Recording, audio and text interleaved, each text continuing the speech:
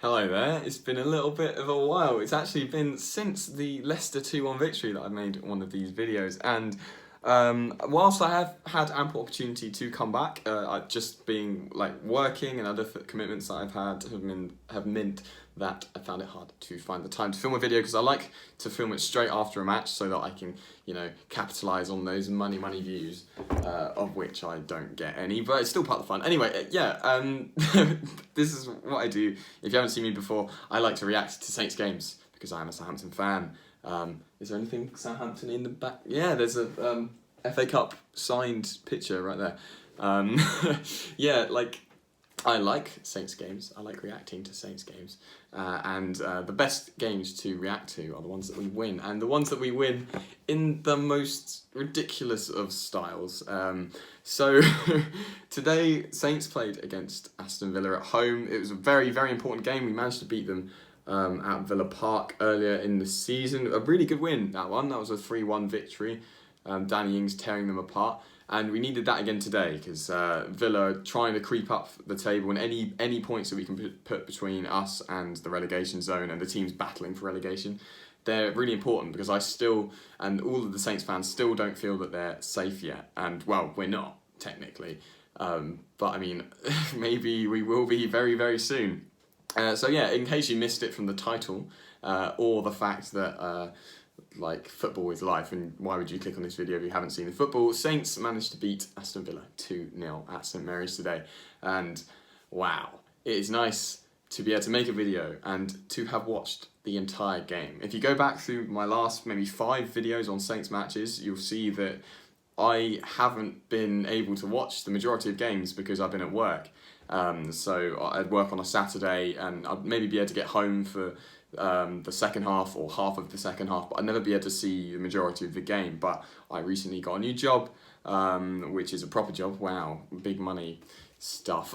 And it means that I have weekends free, so I can watch Southampton completely destroy Aston Villa. And I don't mean that literally, but if you looked at the stats, in terms of shots at least, maybe not any of the other stats, then it would look like Saints absolutely destroyed Villa. And in terms of shots, yes, shots on target are a different story, but still very very interesting to look at. But anyway, what I like to do with these videos, I've rambled for 2.5 minutes on absolutely nothing, is I like to look at the overall spec of the game, any key moments I pick out. Because I filmed this all in one take, there are bound to be things that I miss out, so make sure that you comment down below anything I missed out on, what your analysis of what I've said is, and what your analysis of how the game went is. So, first things first, 2-0 win, Shane Long scoring in the 8th minute, Armstrong scoring in the 90+, 5th minute. The biggest spread of goals that you could ever hope to achieve, but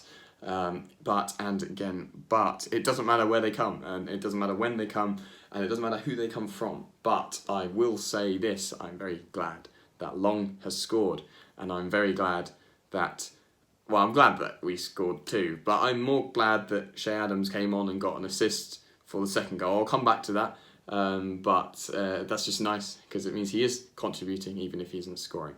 Anyway, so how the match went. The 8th minute goal. Right from the first whistle, we looked completely dominant over Villa, and it was a really good first half. Obviously, but they had a goal disallowed, I think after our first goal. I can't remember when it was. It wasn't important to me because it got disallowed. But yeah, they got a goal disallowed, and that was maybe the one thing that happened that half that I was scared of. The majority of the game, the majority of the first half, I was just relaxed almost. I was able to watch my team perform pretty well. The only thing I didn't like was that we had a lot of chances that we didn't take. But yeah, we got that goal in the 8th minute. I don't know if Long has scored it with his penis. I'm assuming so. I reckon he purposefully got an erection and just batted the ball. It's the cock of God. I think Maradona's got to run for his money with that. But who cares how they go in? And with the goal, obviously it's not the best of finishes, but it doesn't matter. But I want to pick up on Genepo, who I will talk about a bit later when I go through the Saints players who played today. I think he did fantastically in the build up to that goal. The assist was brilliant. Right foot curling out from the touchline, and it was just a great piece of play by him. And Saints in general, there were a lot of chances in that first half, all of which seemed to be smothered by Tyrone Mings or by Pepe Reina. I will say that Tyrone Mings was massive, and without him in defence, we would have scored so many more. Like, for the first 10 minutes, every single cross that went in, there were, like, no other defender cleared them. It was just Tyrone Mings, and, like, obviously he's a product of Saints Academy a bit, I guess, so that's kind of good to see. I would love to have him back, genuinely. I'd take Tyrone Mings back in a heartbeat. I think he's a fantastic player, but I mean, we did get past him 2 times today, so let's not talk about that. But yeah, he was really good, and Reina, for the most part, played a pretty good game, apart from maybe his distribution in the first half wasn't fantastic. He gifted us maybe 2 opportunities. But there were a few things that I didn't like.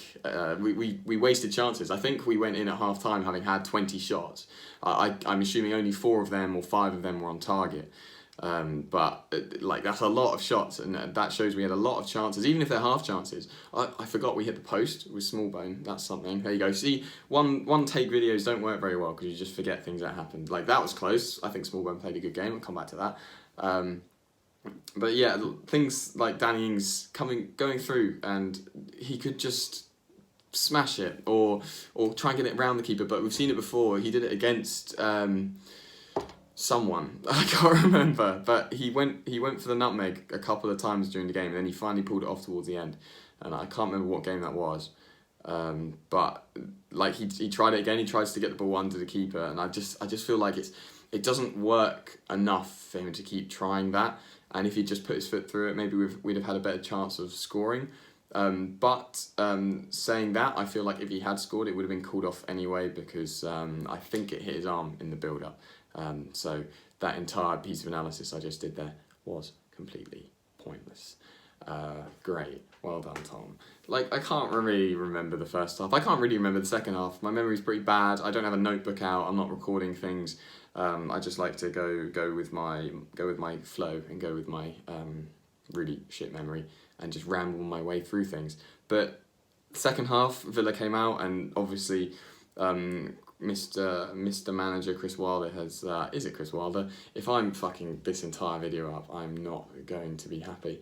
But yeah, he did a good team talk, it seems, because they came out, and Grealish kind of pushed more central, and they just played around him. He switched up the formation towards the end of the game, put 4 at the back instead of 3, and 2 wing backs, and that meant that they had the extra man in midfield, and it was kind of scary. We brought on Romeu obviously to counter that, but they immediately looked more dangerous. And whilst they weren't getting shots away, like they had 4 shots, 1 on target in the entire game, it's still like how the possession changed and how the game flowed and how my nerves heightened significantly. The game changed, and I was really scared that we were going to do a classic Saints thing of last season and throw away a winning position. But I'm very pleased to say that we held on, even though it looked like they were just going to keep going through. They did keep getting chances with Trezeguet, but they just kept being offside, and I feel like the linesman wasn't right. Genuinely, I'm looking at those offside decisions, and it was so tight.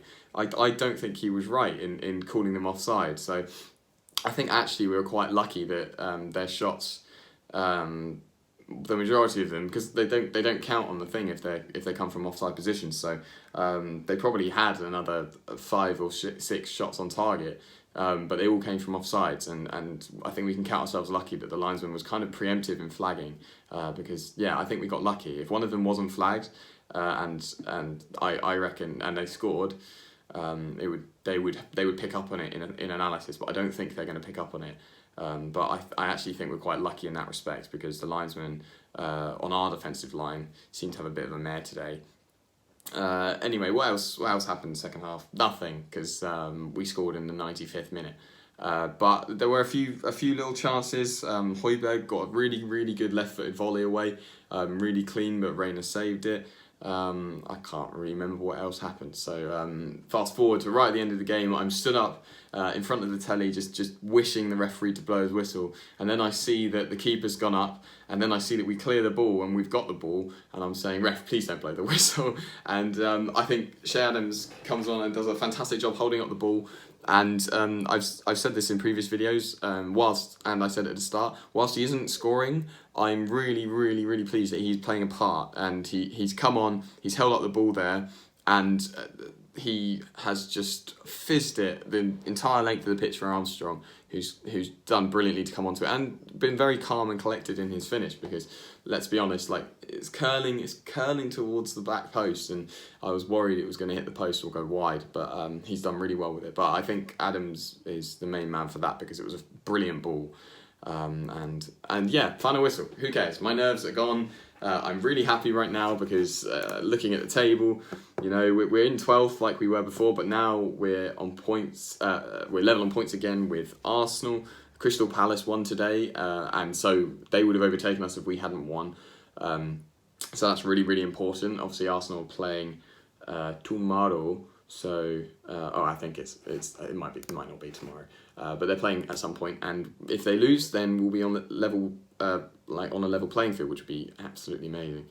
So I'm going to go around the team very quickly, because I realise I've rambled this video way too long, and go through what I felt like our players played like. So Alex McCarthy, I think he had a very quiet game for the most part. He did a good job catching crosses, and yeah, that's all I can say. I don't think he put in a particularly remarkable performance. He didn't have to make many saves that would have counted. Like obviously he made quite a few saves from like offside shots, but yeah, I think he played a good game, and his distribution seemed a bit better as well, which is something that Saints keepers always seem to have a lack of. So that's impressive, and it's a clean sheet. So what can I say? I think defensively overall, really good game today. We managed to hold our own against players like Grealish, who are just insane to play against. Ward-Prowse filled in at right back because Cole Peters is injured and Valerie still isn't fit. I don't know why, because he was ill, and he was on the bench today, and he looks like he's pretty fine in training, so I don't know why he's not playing, but Prowsey played there and just was brilliant. And Prowsey is quickly becoming my favourite to nab the captain's armband off Højbjerg, even if Højbjerg stays. I reckon that could be a thing, which would be a shame, because I like Højbjerg. But Prowsey played brilliantly at right back.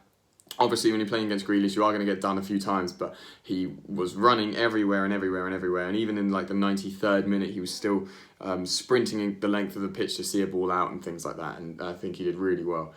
Stevens and Bednarek, I'll put them together because I think that they had a really good game. Stevens' distribution, because normally he likes to play out from the back and play these lovely through balls, it was a bit iffy today, but I think they played a good game today, and it's nice to see Bednarek back, because obviously last week we had Vestergaard, and we all know how that turned out. Bertrand's quiet game. He was taking more corners today. I think because Prowsey was playing right back, we wanted to make sure that he was staying a bit deeper and preparing for a counter-attack.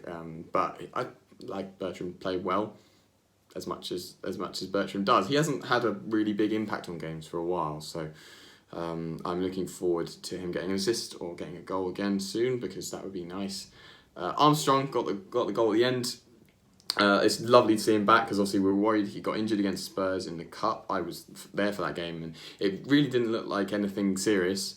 But when you see someone who like can't really walk anywhere, you're terrified and you fear the worst. But he's come back, and he's put in a few really good performances since then, and he deserves a goal today. He went and embraced the fans, which I love to see. And yeah, I think he played a really good game, just running, and tore Matt Target to shreds, which is nice to see. Will Smallbone, he came off in the 80th minute for Romeu, but 80 minutes is not bad. He nearly scored with that deflected shot that hit the post. And for the most part, it looked quite good, because I think because he's not that built, he's quite leggy, kind of like Genepo, although Genepo is literally Bambi. I think that he was good at drawing fouls, because obviously Villa, their defensive line's quite hench, let's say. And I think he did a good job of just maybe holding up play a little bit, as much as you can do when you're a slight young man. 20 years old, that's good. Get his late birthday present, give him an 80-minute performance. So well played. And Romeu came on, just solidified things up for us. Obviously with the change of formation for Villa, very important that we got some midfield stability. And I think he came on and did what he was meant to do.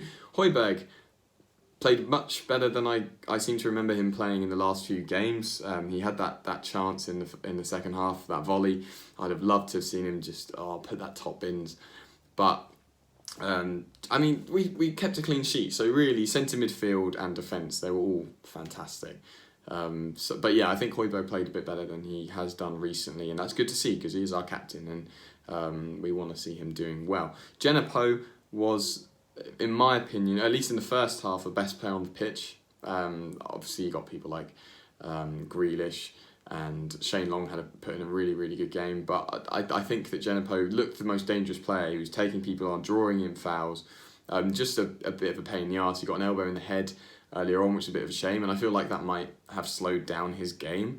But it meant that you could really see where he was at all points during the game because he had this massive white bandage on. But yeah, he played fantastically well, and obviously we played Buffon in the last game, and he got injured. He's out for a little while, I think, so seeing Djenepo back in and performing and getting 90 minutes is very impressive, and I want to see more of him.